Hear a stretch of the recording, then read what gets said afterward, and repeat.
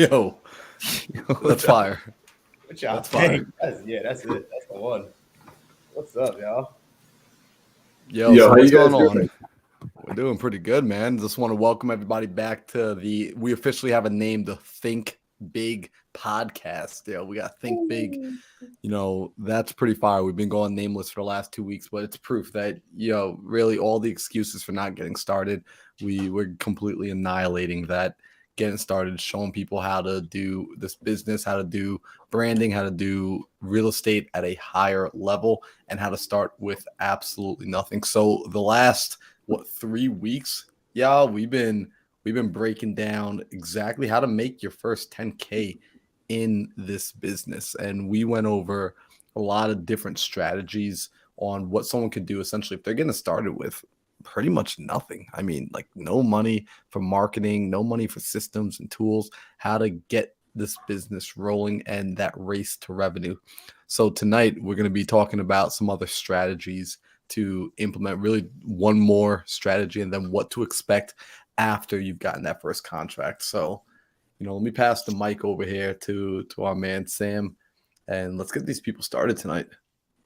Yeah, it's and I want to highlight something you said, right? And it's the fact that this is episode 3. I mean, it may have been technically part 4.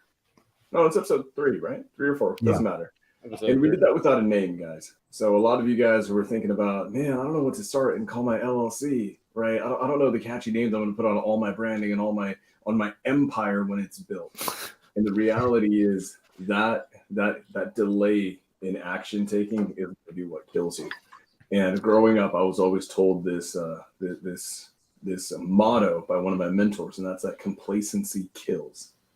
So we didn't have a name for the first couple episodes. We do now.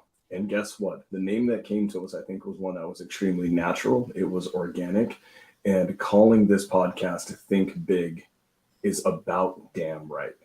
So anyone that's waiting on names, get out of your own head. Start producing some money-making activities. If you don't know what those are, then you need to go back and watch the episodes that we've already done, because we showed you exactly how to start doing it. And when the time's right, the names will come to you.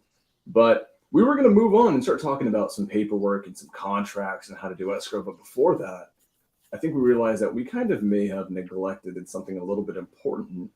And that is a new method to do this, something that's getting a lot of traction right now in today's market.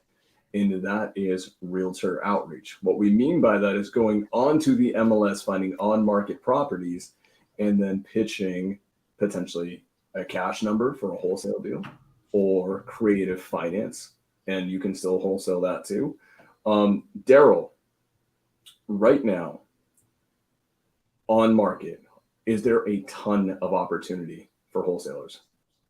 Bro, I just locked up a deal on market today, literally. And Sam, I barely make any calls, right? And to know that this one, it took me about 3 days to get this under contract.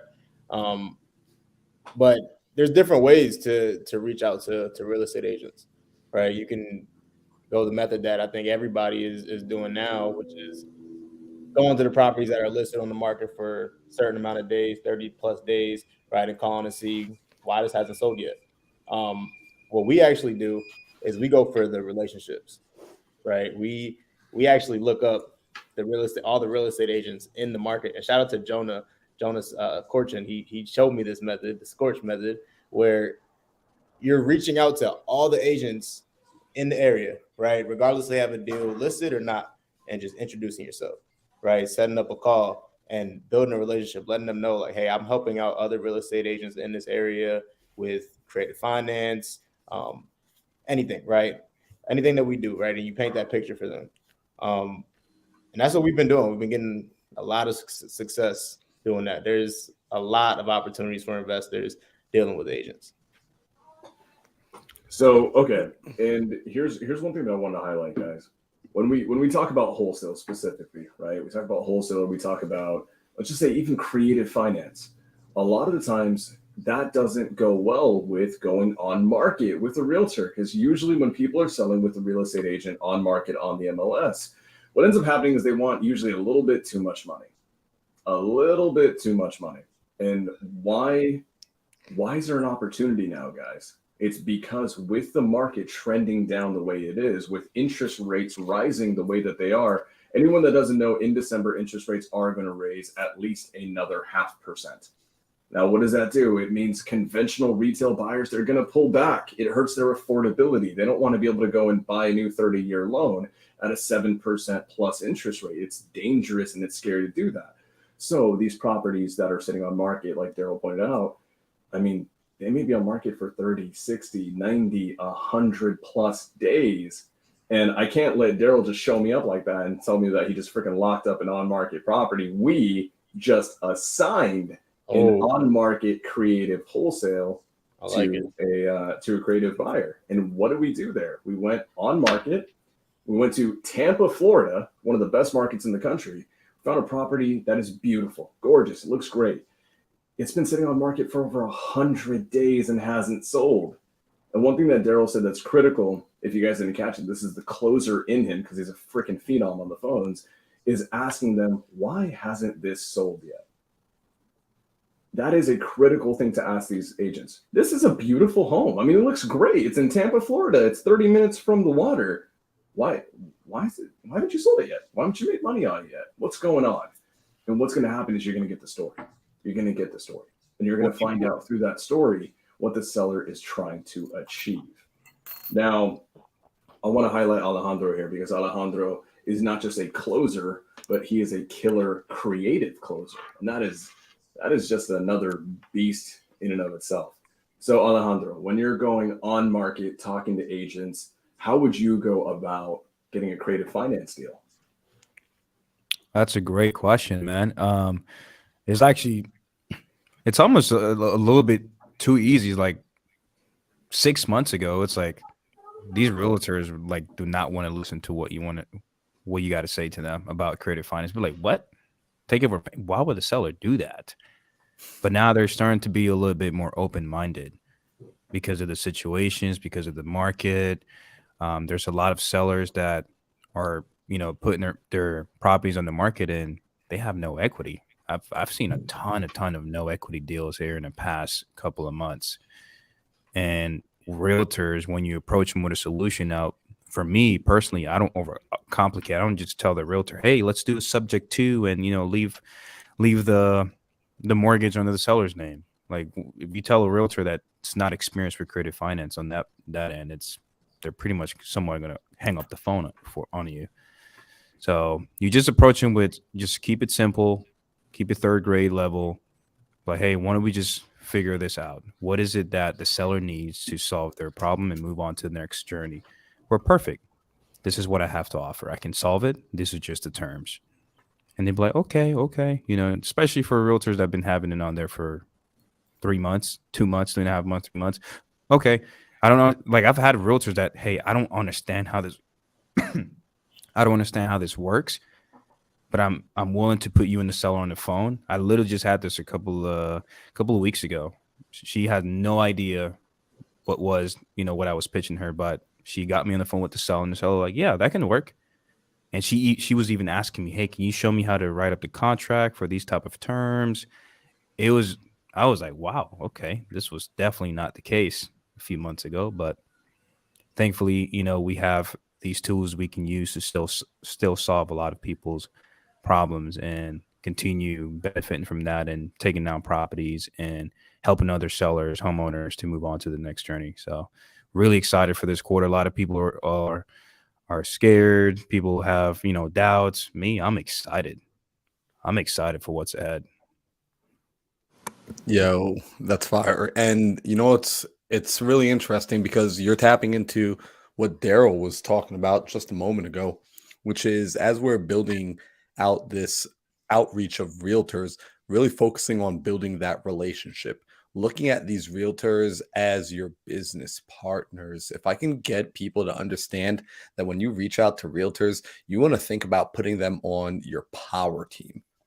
Right. So this realtor that you reach out to is a part of your power team, because although you might not do a transaction with the property that you originally reached out about, guess what? That realtor is going to talk to more people. They're going to have other homeowners, other sellers that they come across who are going to be beautiful candidates for creative finance terms. In fact, you know, earlier I just got a text message maybe about 30 minutes ago. Shout out to Debbie out here in the Arizona market, a realtor that I met at dinner a week ago.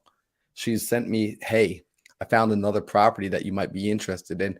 You know, she's explaining to me, I said, it sounds beautiful, but like, remember, I got to pick this up, you know, creatively. She says, oh no, of course. I brought that up already, like about taking over the mortgage. So once you build a relationship with them and they understand what you're trying to do, you now effectively have somebody out there looking for the opportunities that you and your team can close on, that you can help these sellers out on, that everybody can walk away creating these beautiful win-win situations. So realtor outreach, you know, I know it's trending. However, yeah, this has been around since the very beginning. Yeah. Like this is, you know, we're not discovering anything new. We're just digging up what's already been working. Yo, and I wanna highlight the fact that sales, right? And what we're doing here when we're buying properties is solving problems, right? So when you add a real estate agent into the mix, they also have a problem, right? So we need to figure out the seller's problem. We also need to talk about the real estate agent's problem. And a lot of times it's they have this property listed on the market for a super long time. That's their reputation on the line, right? And they want to get paid. And a lot of times realtors put money into these listings as well, right? Whether it's moving expenses, staging, right? They put money into these listings a lot of times, right? So they have a problem too, right? And they want to move this just as bad as the seller wants to move it, and just as bad as we want to buy, right? So it's important to talk about their problem as well. Oh. Yep. And I want to acknowledge, you know, Ingrid just came in. Shout out to Ingrid Hernandez, you know, out here, just an absolute killer of a investor as well as a real estate agent. So she is officially an agent investor. So she knows both sides of the table really well. And she said, guys, I have a $1.6 million property with a $220,000 down payment. DP's down payment for those of y'all that don't know. And she asked, who do we have? You know, this thing potentially could do 300K in STR. That's short-term rental projections. And it's in an HOA, but they do not restrict. So, you know, that's a pretty interesting one. And I want to remind everyone, you're going to want to learn how to underwrite, because when some people are looking at that, they're just like, Marlon, what the hell did you just say? What did you just read? And I totally get it. Right. So we got to be able to underwrite these sort of deals. So, yo, Ingrid, I think this is going to be something that we talk about offline. It looks like Alejandro's probably already texting you right now. I'm texting her right now. See, like, yo, he doesn't sleep. He's like, I'm trying to lock this deal up before anyone else. You know, but being able to reach out to realtors, it's a very, very powerful strategy. And if you're new in this business, here's my favorite part about the strategy. Yo, Daryl, how much would the strategy cost a new person getting into the industry? It depends. How much do you think the average phone bill is and like internet? That's all it costs. You just need a phone and you need internet, honestly. And you really don't even need that, because we were talking about going to meetups. You can go to meetups and find these people as well. So it really could cost you nothing if you just talk to people. I mean, like I just told y'all, I met Debbie at dinner. Right. I met her at dinner. So the real question, Marlon, is what is this going to cost you not to do it? Opportunity cost. That's one thing I do want to ask people. Like, how many deals have you done sitting on your assets? All right. Like, how many deals have you done just sitting there, not taking action? So they're already in the right place, though. Like, anyone that's watching the Think Big podcast it's already the right type of person. These are my kind of people, because we've squatted up. We've met each other from being on podcasts like this, from going to mastermind events and connecting with other like-minded people. I mean, hell, half of us met up online first before we met in person. So the people are in the right place right now. So let me, because I want to highlight just that. So I want to highlight someone named Cody Rose. Cody Rose is a young cat out of Florida, and he's a student in some of these communities that we're all a part of. And he actually connected with me primarily because of my podcast. And by doing exactly this, there's realtor outreach, right? That Tampa deals with Cody. he is going to be making, I think he just did the thing, right? Just did the freaking thing. Because I want to give you guys some actionable, steps here. We're going to go ahead and get into that. But he did exactly what we're going to tell you to do right now. And then integrated with me because he said, Sam, hey, I just need a little bit of help structuring this. I need a little bit of help with maybe you bringing a buyer, you being the buyer. And just by that little bit of collaboration and knowing who to call and when to call them through this podcast, not this podcast, one of my other ones, he's going to be making almost 10 grand in the next week or two. And all he did was just pick up the phone and start dialing. I think that's pretty soon going to be mine, Alejandro's life motto, right? Baby. Right there, pick up the phone and start dialing, guys. So I want to give people some action items. If you want to know what realtor outreach looks like, know that it is free. It requires a little bit of grind and it requires some good communication skills, because what you're doing is not trying to immediately get every single deal that you call. What you're doing is you're building a relationship. So if you guys have something like a prop stream or something like a batch leads or something like a list source, a lot of these list pulling platforms are going to be able to allow you to pull a list of on-market properties. And what you want to do is see if you can filter by properties that have been on market for at least 30 to 60 days. Now you couple that, depending on the filter and the program that you use, you can sometimes find properties that have been on market for 30 to 60 days, but also they've been owned for maybe 1 to 3 years. These properties inherently, as a list, have very little to no equity. So when you start calling these realtors and say, hey, you want $400,000 for this, I see that your seller bought it last year. Are they ready to cut a check and lose money on this deal? They're all going to tell you, hell no, they're not. Well, great. I have this strategy that we actually deploy all the time. It's called sub 2. Or conversely, if it's a seller finance, you just pitch it the same way. And you say, hey, if I can meet your seller's asking price, if I can give your seller what they want, and I can give you your commission, would you be open to having that conversation? Now, guys, take it that far. If you don't know what to do with it after, if the realtor says, yeah, I'm interested, what does that look like? And you're like, oh shit, I don't know how to pitch terms any further. I don't know how to underwrite. Daryl, what can you do? What can a viewer do if they're in that position? You reach out to somebody who knows what they're doing. Reach out to who, man? Let's be more specific. Well, honestly, you should be reaching out to people in the side chat. You should be connecting with people in the side chat, for one. You reach out to me, you reach out to Alejandro, you reach out to anybody up here, Marlon, Sam. I'm sure anybody would help close a deal, right, and buy a deal. Exactly. Who, not how. My very first creative finance deal, I did not know what to do. It was that exact thing that you just did, Sam. I was like, I got him interested. I'm like, hey, we can do this. We can do this cool thing where I can give you some monthly payments, right? Just take over your mortgage, leave it in place, right? And I really don't know how it works, but my partner does. Would you mind getting on the phone call with him, right? Let's all get on a phone call. He could explain everything, right? I told them I do not know, right? I don't know how this works. And that provides so much more credibility because it's pretty much telling them, look, everything else I told you was the truth. I'm not going to tell you what I don't know, right? So do that and you bring somebody on with you and you allow them to close. See if they'll do a 3-way call. See if you jump on a Zoom with them and you learn exactly what they're doing. Take down notes, right? Ask them to explain. Why did you do this, right? What made you do this? What made you say this, right? And then next time you take it further. Take it a little further every time. Take it a little further. And when you get stuck, hey, that's a great question. Let me talk to my partner, Marlon, and let's get him on the phone with you, right? He can answer that perfectly. Yep, guys, this is exactly how Cody Rose is going to be making just near 10K in a week or two when we close on this deal. It's exactly what he did. He got it so far, and then he said, damn, I need a little bit of help just getting it across the finish line. Reached out to me because he knew that I was available. What do? I start structuring the deal. I underwrite the deal. I make sure it's a deal. And in that one, I didn't even actually get on the phone with the seller. What I did is actually coached him on exactly what to say, exactly how to say it. So his skill set gets developed even further.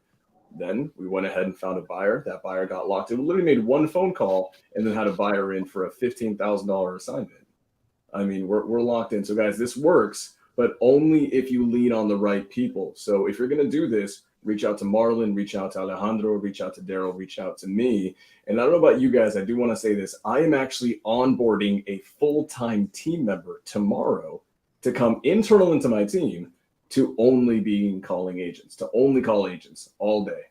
And then what we're going to do with them is we're going to give them actually a uninterrupted or a undiluted, non-diluted assignment fee for every single deal. And all they have to do is this, just make the calls, take it just to the link that Daryl did on that first deal, and then tag us in. We come in, we close it, we buy it, or we sell it, and then they get the check on it. So super easy stuff, but I want to get us moving, guys. So go get that list that we talked about, right? Start calling that list, hammer it away. You will find deals. I promise you. It is so easy right now. Alejandro, let's just say Daryl goes, starts calling that list. He finds an agent. The agent's interested. He tags me in. I close them. They want to sign a contract. What do we do now? Well, the next step to that would be finding a title company. It's time for you to find an investor-friendly title company. How easy is that to find? Google.com, title company in whatever area you're in. Don't type that literally, but let's say you're in Arizona, title company in Arizona, and there'll be tons and tons of title company. Pick up the phone, you start dialing. You simply ask him, hey, just wanted to see if you work with investors, right? You ask him the question, do you do blind huts? Do you do assignments? Have you done this? A lot of the time they're gonna be like, yeah, we do this all the time. And okay, so 100%, you're going to ask about mainly it's assignments. That's the main number one thing that you want to talk about, especially in what we're trying to showcase to you guys is how to get that first really quick wholesale assignment. So have you done assignments before, right? Have you worked with investors who've assigned a purchase contract to another buyer? If they say yes, great. Here's another way to go about it, guys. One, you're going to call these agencies. That's good. Go lean on. Remember how a week or two ago we told you guys to go to your local RIAs, to go to meetups, to find other people who are actually transacting? You better be asking them who their favorite escrow officer in that market is. Because guess what, guys? I don't know about you guys, but I'm going to speak on this. I've had a title company, an escrow agency that I trusted because they told me, yeah, we do that. We know how to do that. And almost ruined the deal because they had no idea what they were doing. Has that happened to any of you guys before? Bro, I've had title companies actually ruin deals. Not almost. I got it going on right now. I got it happening right now. It's so important to vet your title companies. Not all title companies are created equal, and it's important to do your due diligence. Like Sam is saying, he's given some really good advice of find a title company that is actually working well, and the best way to do that is referral based. Your referrals in this industry are going to be priceless. If I can find people and I find out like, hey, I'm in the Milwaukee market, Jackie Brown at Land Title's doing an amazing job, right? Why would I waste time talking to some of these other title companies, cold calling them? I'm going to jump right to the people that I know are already working with investors. And to Alejandro's point, I'm going to ask them some very basic questions to verify, hey, are you investor friendly? Hey, are you comfortable with assignment of contracts? If I brought another buyer to the table, are you okay doing? Some title companies, right? I think y'all have run into this. Some title companies will say, no, that's illegal. No, we don't do that, right? I've had title companies tell me that it is illegal.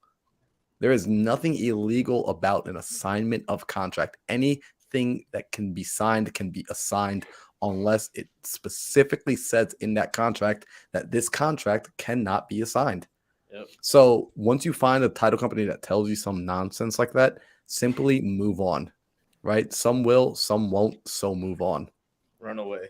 100%. And, to that point, I wasn't going to go there, but I'm going to go there now because you guys know me. I get heated sometimes when we start talking about certain things. I actually had a title company on a deal that I bought in the Las Vegas market. I own it now. So we got across the finish line, right?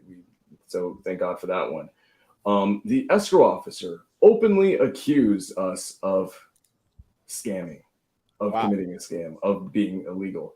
And it's very interesting because, guys, when that happens, and make no bones about it, if you do enough deals, you will run into that. make no bones about it. You guys will have deals stolen from you from other wholesalers. You will be sued, and you will have title companies accuse you of wrongdoing and frivolously and irrationally. So how do we handle that? When that comes up, and it may come up, you handle it by actually educating them. You don't fight them on it. You don't combat it. What you do is you actually showcase through just the facts of the internet, and they can look it up and they can find out really easily that this is an above board transaction. So what we did with that is we were actually buying a creative finance deal, it was actually a hybrid deal. And the escrow officer didn't believe that this was a legal process. And if you guys run into that, I'm sorry, Sam. What's a hybrid? Good question, bro. First, it is my favorite type of transaction in real estate. Second, it is a transaction where we have two primary components to it. The first half of that component is a subject to transaction where we are taking over an existing mortgage balance that's already on the property, taking over that property subject to the existing mortgage terms.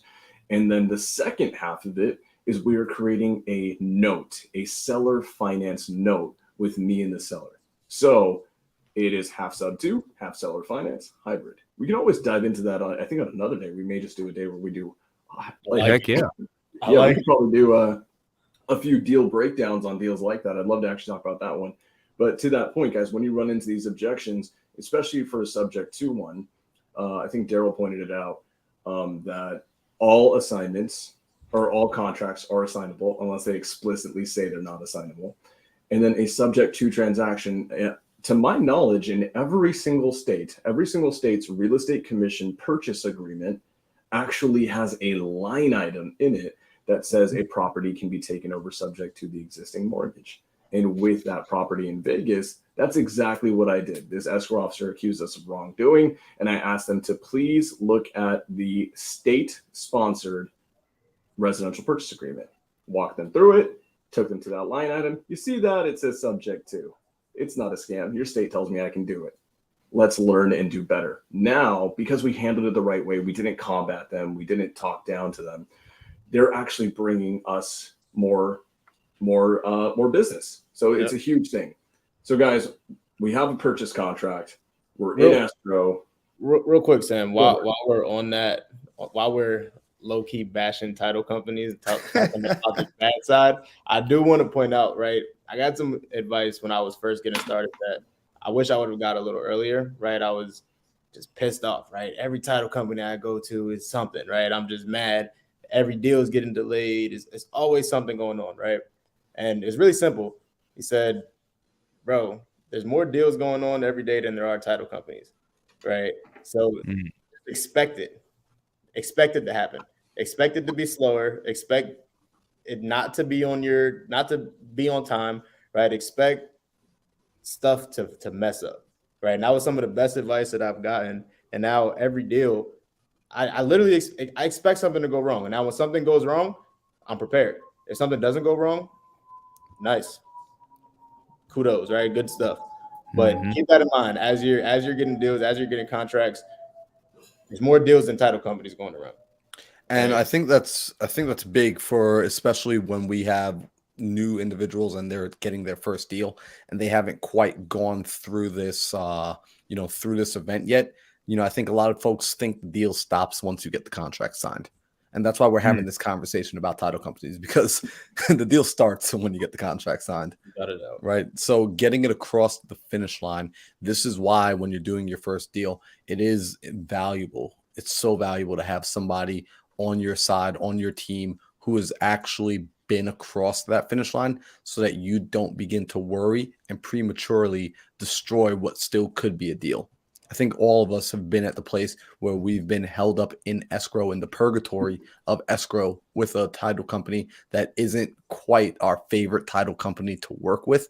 And getting it across the finish line requires a little extra added input that maybe it's not in the rule book, right? No one tells you that this title company is going to try and argue with you about the deal, that this title company is going to tell you that things are illegal, that this title company is going to forget to call the seller and confirm the closing date, that this title company is not going to include your private lender on the email chain, and you want to make sure that your TC is looking out for that stuff. There's going to be a little bit of nuance there, right? And we can't possibly tell you everything in the world because anything can happen. So like Daryl's saying, be prepared for these unknown situations. And I wish somebody had said this to me, because when I had signed my first contract, I had no clue what was coming next. I really did not know that anything was going to happen. Like I was just, I got the contract signed. Now what? Now what? So, the fact that you're learning this right now and you're listening and you're aware that there's a process afterwards, you're already ahead of the curve. You're already ahead of where we were when we started. So I just want to shout y'all out for being here right now. Bro, no lie. I've had a deal under contract since December last year. And it's been an escrow since December last year. Yeah, we just wrapped our longest one, man, February, and we closed on it 2 months ago. And honestly, it made me want to rethink what the hell I'm doing with my life dealing in an escrow that long. But I mean, this stuff happens, and to Daryl's mindset of it, right? Expect the unexpected and expect shit to go wrong. You know who thinks that way? Freaking champions. Yep. The best closers think that way. I've seen Alejandro on the phone before, and this man is an objection-killing assassin, and it's because he's ready for every objection out there. He wants worse objections. He wants the hardest ones out there, because guess what? You come over it one time, you're ready for it the next time. Oh and my so God, on and that's so on. But I want to Well highlight said. this question. I want to highlight this human being. Andrea Espinoza is not only a fantastic young investor who's been freaking crushing it in the Arizona market, but as you guys can see, she asks like pretty fantastic intentional questions. So Andrea asks, what are y'all doing when a buyer's agent wants to represent you? Who's paying that commission? Ooh, this is a good one. Who wants to Bro. Daryl just seems a little bit more excited to answer that one. So I will gladly pay that commission. I don't know about y'all, but me personally, I will gladly pay that commission, because like somebody was saying earlier, right? You do one deal with them, they're going to continue to bring you opportunities, right? A seller, that's most of the time is one opportunity. Real estate agent, they're constantly looking at deals, finding deals, talking about deals every single day, right? So I would gladly pay that I may negotiate with them a little bit just because that's what I do, but I will gladly pay the real estate agent. I will gladly pay. And let's 100%. talk about in a traditional sense, right? Like if a property is listed on market and you've got it with an agent already, there's a listing agent and there's a buyer's agent that comes in. Keep in mind that in a traditional sense, it's already the seller's responsibility to typically take care of commissions, because they chose to go the on-market route. So keep that in your mind as a negotiating tool, as a value add to give back to the seller, to give them something in return. Because remember, guys, I can't stress this enough. We are solving problems. We are on the same team. Everybody needs to walk away from the closing table feeling like they won. If you're not accomplishing that in your business, you're not someone that I necessarily want to do business with. It should be your intentionality that everybody walks away with a win. So the seller who's responsible for covering the commissions, I would say to them is the number. And here's the beautiful part. You guys are underwriting the deals. You're the ones putting the financing together. Structure the deal so that it's a win for you, the buyer's agent, the seller's agent, and the seller. I think, it comes down to it, right? And I want to give a shout out to a king in this industry by the name of Jerry Norton. And he was the first guy to really go live on YouTube all the time. And he does what? He offers them to double dip. Yep. So to Marlon's point, it is a very lucrative thing for you to do for the seller's agent to allow them to rep you. It's just the way it is. If it works for the deal and the numbers work, right, then go for it. If it doesn't work, then guess what? Now it's time to see how good of a negotiator you are. And if you are an amazing negotiator, you have 4 of them on the screen right now who freaking love this shit. So 100%, guys, I want to talk about, and then we can wrap this segment up. You've got an offer accepted, right? There are 2 pieces of paperwork that the folks need to get this deal to the finish line, to make that $10,000 in that 30 days. What are those, Alejandro, what are those two pieces of paperwork that they need? That will be your purchase contract and your assignment of contract.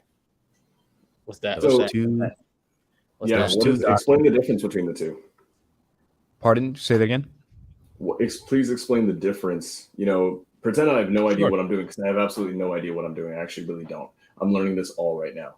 So what are the differences between a purchase agreement and an assignment contract? Perfect. So look at the purchase agreement as the agreement you have with the seller. You and the seller have a purchase agreement together. And the assignment is you and the end buyer, the buyer that's going to purchase the property, right? Those two little documents has changed my life massively in the past 2 years. 2 documents that you just need to place your terms, send it over to the title company, and watch the magic work. Yes, there are some things that can happen. Your deal might fall through, but it's a numbers game. It's bound to happen. This is how you learn. Yo, where do you get that at though? Like the contracts, the paperwork. That's a great question. There's multiple different ways you can find it for free everywhere. You have Jerry Norton, Max Maxwell, Pace Morby. They're giving it to you guys for free. I personally use the Pace Morby wholesale contract. It's bulletproof. I love it. So Yeah, guys, that's the one I would use. it's absolutely critical for you guys to, one, use a contract that is at the very least either it's provided to you by one of the industry greats, right? Jerry Norton has a phenomenal one. So it is Pace Morby. Pace Morby's contract, not lying, his purchase agreement has actually won us a lawsuit because the seller tried to get out of a deal. We had to file non-performance, and then the judge ruled in our favor specifically because the contract had every eventuality accounted for. So the purchase contract is the contract between you and the owner of the property, the seller, right? And it is basically in a wholesale transaction saying, hey, Mr. Seller, I'm going to give you $100,000, right? $100,000 for your house. The assignment contract is not between you and the seller. It's between you and the end buyer. That end buyer could be Sam Singh. It could be Daryl Ellison. It could be Mindset frickin' Marlin himself. And that assignment contract, here's the critical thing. It's saying that you are going to sell the end buyer of the property at a price above what you have on the purchase agreement with the seller. That might be a $10,000 difference. It might be a $20,000 difference. Or if you're really good at deal finding, it might be a $50,000 difference. Those are the only 2 things that you need to be able to close a real estate transaction in wholesaling. So, guys, did we miss anything? I think we did a pretty decent job there. Yep. Yeah, no, I think we did a great job. I think I want to add one piece to this. When you guys find your buyer and you're making that assignment and you're sending it over, now I need you to stay on top of your buyers.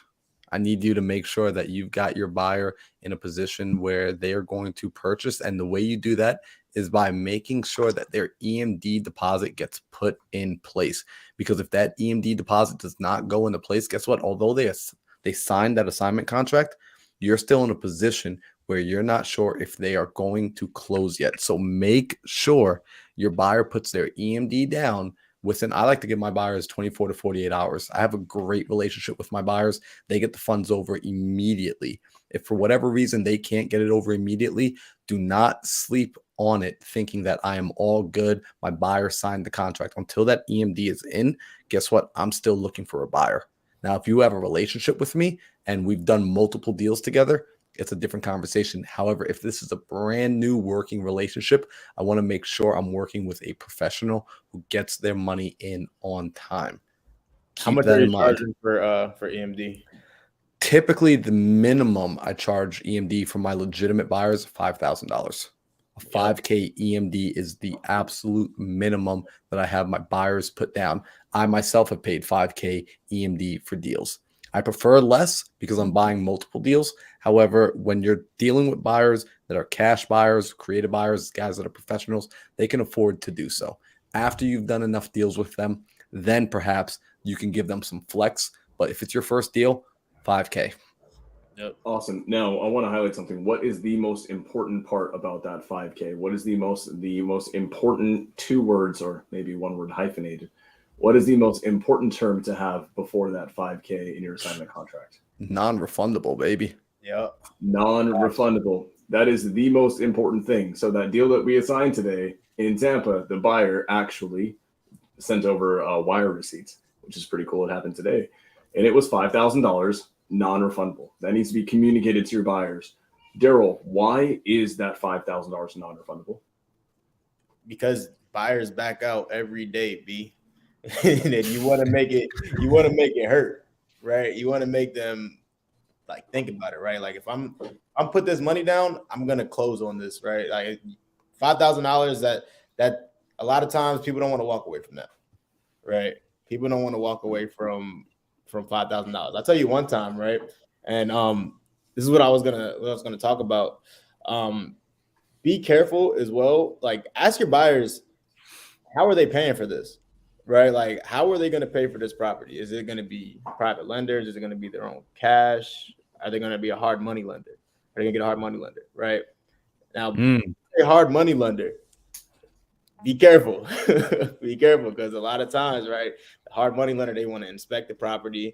They want changes to be done. They want this and they want that. So I always say, make sure if they have a hard money lender, make sure their hard money lender walk the property, or make sure they put a big enough EMD that it's going to support it, right? It's going to make them think about it, right? The last time, the biggest earnest money I've ever charged, and I brag about this, right? Because I feel good.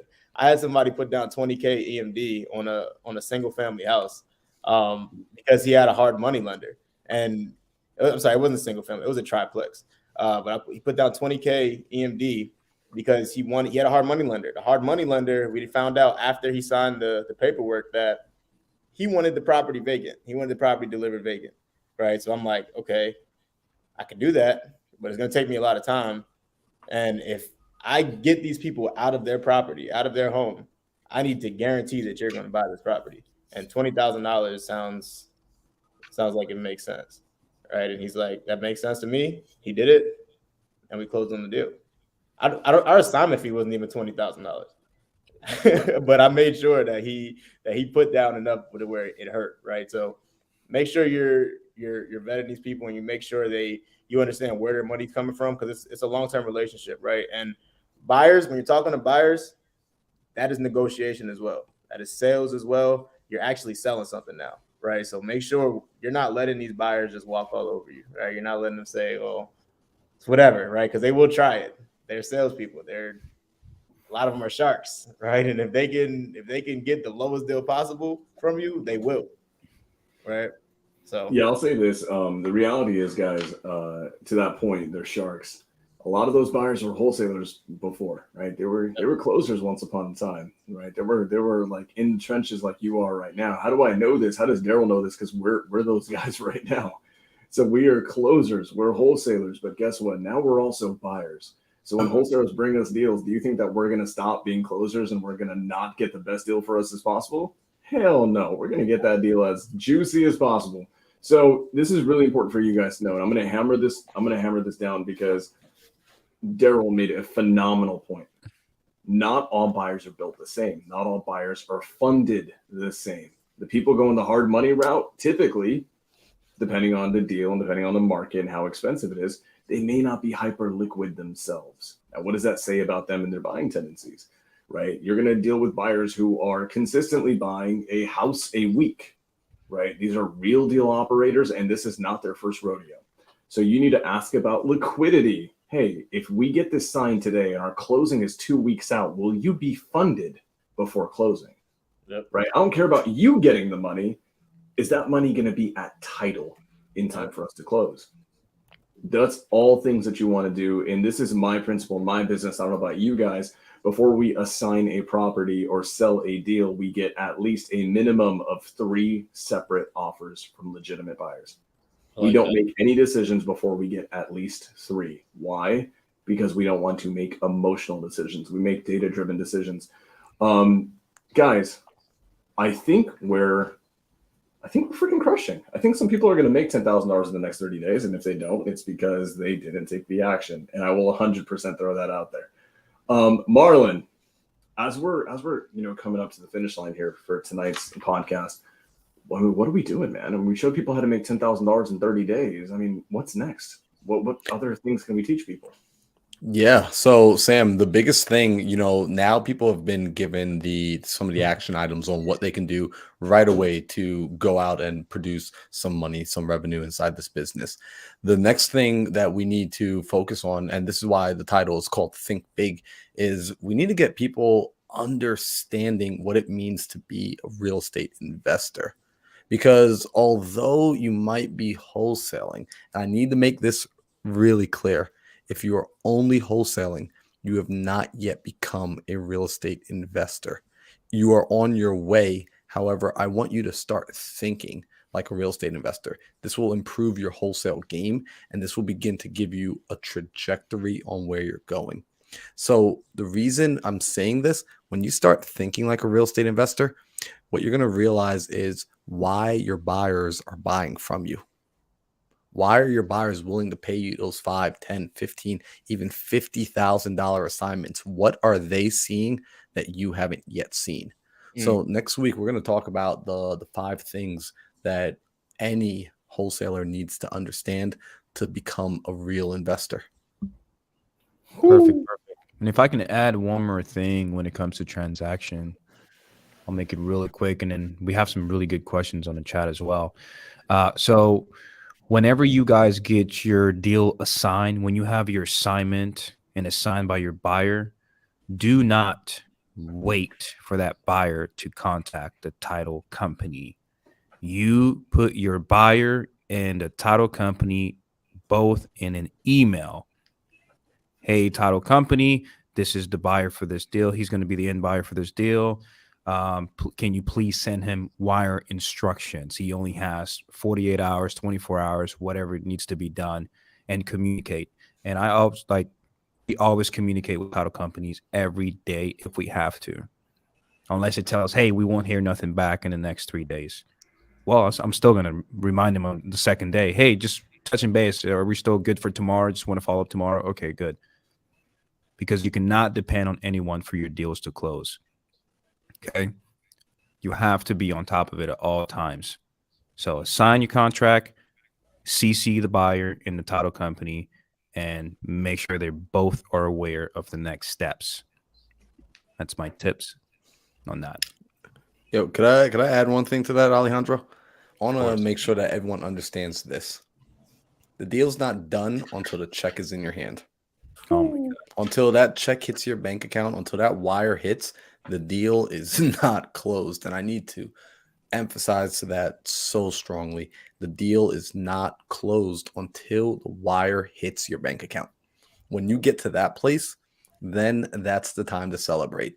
We can enjoy the little victories along the way, but wait till you are paid to say this deal is done. So Alejandro is on point. You are in charge of making sure this gets to the finish line. And this is why, guys, I love using a TC. And maybe we'll talk about that one week as well, like what it's like to use a TC, a transaction coordinator. However, that's going to be another topic for another day. The very first step everyone needs that's listening to this, start making the phone calls. Pick up the phone, start reaching out to the realtors, start reaching out to what we said the weeks before, the wholesalers, start talking to your buyers. And if you need help, if you stumble, pick up the phone, hit up Sam, hit up Alejandro, hit up Daryl, hit me up, reach out to us. If you get to the place where it's like, cool, I started the conversation, they asked me this question, I freaked out and I hung up and I told them I'll call them back. Get us on the phone. We'll call them back for you. And we're going to do a 3-way call. I'm not doing your business for you. We're going to do a 3-way call and you're going to learn, right? We're going to teach you to fish. We're not fishing for you. We will teach you to fish. Perfect. So I think we kind of got this home. I think if someone watches this, I don't know why anyone would not be able to go out and make 10K in the next 30 days given these instructions. Yep. No, to be honest with you guys, like I told you guys, I'm bringing on someone on the team internally onto our team, and just to do realtor outreach, like what we talked about today. Full transparency, I'm going to give them less instruction than we gave over the last 3 weeks because they don't need this much. So, guys, be action takers, 100%. Go deploy it. Go run into some problems. Pick up the phone and start dialing. But let's get to a few of these questions. Daryl, want to go and take this one on? how would you explain a novation, seller finance, or sub 2 to an agent? Some understand it, some do get nervous about it. What to do when they ask for big down payments? So, what I would do, I mean, I wouldn't do anything much different than what I was talking to a seller, right? First, you need to disqualify why the traditional route just doesn't work. Why does cash not work, right?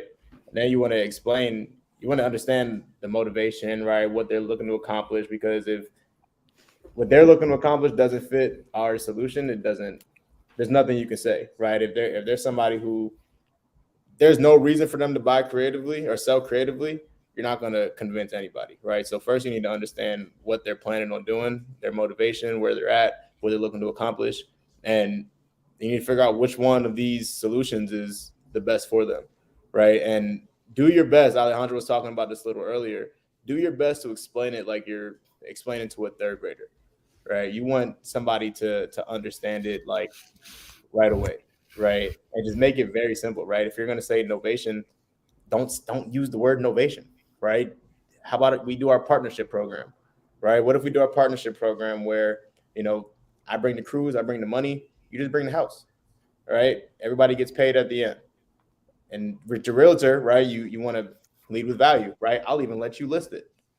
You can get that commission as well, right? Seller finance. So, and a lot of these as well, right? Tell third-party stories. That's the main thing, right? Tell a third-party story about how you've helped another agent, helped another seller in a very similar situation, right? So if it's a seller finance situation, you tell a third-party story about a seller that wanted too much money. They had no mortgage. They wanted to, beat capital gains. And we came in, we solved the problem. We gave them some money now, some money later. Right? You make it very simple. Sub 2, same thing. Make it very simple. We leave the mortgage in place. We become responsible for it. We can give them the highest price that anybody can give them, right? We can give the highest price on the market. That's not an issue. I just need to make sure it cash flows. I can also pay you, right, as an agent. You can get your commission as well. So I'll say lead with value, figure out their motivation, and then tell third-party stories. Paint that picture of the happiness, the gold at the end of the rainbow for literally everybody. And I want to add something here. I want to really highlight this. It's so incredibly important to understand the underwriting of these deals. When you're putting together a creative deal, when you yourself understand why the deal works out, why the numbers work out, what's going to end up happening is you'll be able to explain it to somebody else better. I found a lot of success when I'm talking to agents and I'm asking them for the numbers to adjust and the down payment to come down. I'm able to explain. And I actually, and maybe some people might find this to be taboo, I share with the agent my numbers. I tell them. I don't hide the fact that I'm an investor. I do this for a living and I need to make a profit. I don't hide that. I actually abundantly make it clear that the reason I'm able to pay so much, see, Mr. Investor, Mr. Agent, the reason I'm able to pay your homeowner such a high purchase price as an investor, the reason I'm able to pay them retail, in fact, sometimes even above retail, is because they've granted me the honor to make payment over time. And my monthly payment is able to be here. My entry fee is able to be here, which justifies my purchase price being up here. I can cash flow this property. So I'm okay with you collecting your commission. I'm okay with purchasing at a high price, even though it doesn't make sense from a traditional investment standpoint. I'm okay overpaying. And I use this word. I'm okay overpaying for the property because I will still be able to produce a positive cash flow. In fact, here are the numbers. Here's what I'm seeing when I look at the deal. This will build so much credibility and trust with that agent that agent will be more than happy to bring deals back to you because now your logic makes sense to them. So now they feel that they're sticking in their fiduciary responsibility of taking care of their seller by bringing their seller to you. Because remember, not all agents are greedy. Some of these agents are really looking out for their sellers. Some of these agents really care about their client and they want to make sure their client is protected. So when they understand it, they can go back and they can fight on your behalf to get the deal done. So I think you have to remember this, guys, and this is really what it kind of boils down to. We have this idea in sales, right, that you have to be an amazing persuader. But there's something more powerful than being a persuader, and that's being an educator. The second that you can educate an agent that this is what works for them and this is what doesn't, right? A lot of what we do, Daryl said it beautifully. Show them why cash doesn't work. Run those numbers back with them. In my company, we very often when we're talking to agents, what we actually, and even with sellers, and we want to get a terms deal, we actually transparently ask them to pull their calculator out and walk the numbers back to get to our cash number. And it disqualifies it. And what it does is it gives a sense of honesty and transparency that they can resonate with, that they can like. Because otherwise, everyone else is just going to throw a lowball cash offer and not explain why. It feels combative. It feels dishonest, right? So when you do that and you do it openly, I literally ask them like, hey, you have your phone right now, right? Put me on speaker. You have a calculator app. Go ahead and do that. What do you think your home's worth? Whatever. And they always say the Zillow number, 300,000. Great. Okay. We're going to have to pay commissions and closing costs, right? So let's times it by this. Let's times it by that. Let's divide this. Let's subtract this. And then I got to make a little bit of money on this. Is not worth my time, right? So let's go ahead and take off another amount. And this is my cash offer to you. Do we agree that this offer kind of sucks? Yeah, great. Here's what we can do. And we move and we pivot. And what we end up doing is we don't convince them. We don't persuade them. We educate them and we let them make that decision. It's a very, very powerful thing. And one thing that I want to highlight is this. Understand that when you were talking to an agent, remember, a lot of the game is actually convincing the agent, because the agent, they will go back to the seller and frame it a certain way. Yeah. You have to understand that things get lost in translation. So just know that anything you teach the agent will be to some degree miscommunicated to the seller. So do your best possible job at keeping it a third grade level. Make it so simple that it is impossible for them to mistranslate it. If you do that, you'll have a lot of success with realtor outreach. Bro, I wanna hit on what you just said, right?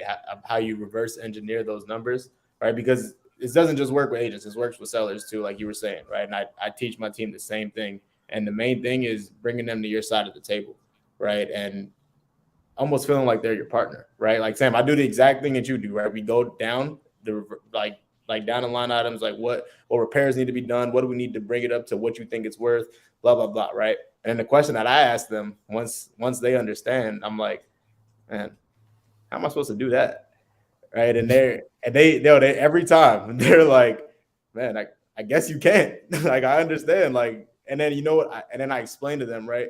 I almost. How I explain it to my team, right? I use this analogy. I said, imagine you go to Wendy's, right? And you ask for a chocolate frosty, and the person that's taking your order just says no. It just looks at you with the coldest face and just like, no, you can't have it, right? You're gonna be like, well, what the hell? Why not, right? But if that person says no, well, chocolate's out right now, right? We only have vanilla. You're gonna be like, okay, I get it, right? You're not gonna be as mad, right? Just like with sellers. If they want a cash offer, all they know is cash offers, right? And if you just tell them, oh, my offer is this, half of what they want, they're going to be like, well, what the heck? They're going to feel cold. You know what I'm saying? So you don't want them to feel cold. You want them to be on your side of the table. You want to educate them, like Sam was saying, and walk them through this together. That's huge. That's fire. So we're rolling up here on the last minute, I think, shout out to the folks that are here hanging out, Tyson saying we're dropping pure fire. And, this is the sort of content I wish I came across when I was getting started right away. Like these were the sort of things that I had to run into the wall with my eyes closed full speed and hit that, so learning that we can talk to agents. Agents should be on our team. Getting framed with the right way to talk to them is critical. Next week, when we come back in here, what we'll start to focus on is how to think more like an investor. And I think what we'll really do is share with y'all what we're looking for. When we're looking at deals, how we're analyzing, because although we wholesale, we also buy, right? We renovate, we fix and flip, we buy and hold, we do short-term rentals, we do wrap deals. So we actually are on both sides of the table. And I want to explain to everybody here what we are seeing, so you can actually hear from legitimate buyers what we're looking at. When I look into the marketplace, best believe, like Sam said last week, my numbers are drastically different. I'm no longer buying at 70% ARV, right? I'm looking at totally different numbers. I'm running projections drastically different. So we're going to explain what we're looking at, why we're looking at that, and why it should matter to you. So on that note, I appreciate everybody for being out here. Sam, Alejandro, and Daryl, y'all have any final words you want to say to the people? Yes, I'll do some final words. If anyone have any more questions that didn't get answered, please DM me on Instagram. It's really Alvarez. I will send you a video. I will jump on a phone call with you. I will get on a Google Meet. I will get on a Zoom, and I will do that for you for free. So reach out to me, please. I generally do want to answer as many questions as I can and help you guys get your deals. We have 39 days left in this year, and we can still get a deal. Let's do it. Let's not give up. Let's not tap out. It's not over. Yo, make sure if you guys have not already subscribed to everybody's channels up here, make sure you do that. Go to everybody's Instagrams, hit the links in their bios, and subscribe to our channels. Make sure you guys like these videos. So hit the reminder, hit the little bell as well, so you guys know every time we go live. Every single Tuesday, we'll be back 5 o'clock Arizona time. I don't know the other time zones. Y'all can Google it. But yo, we out of here, y'all. Peace, everybody. Happy Thanksgiving.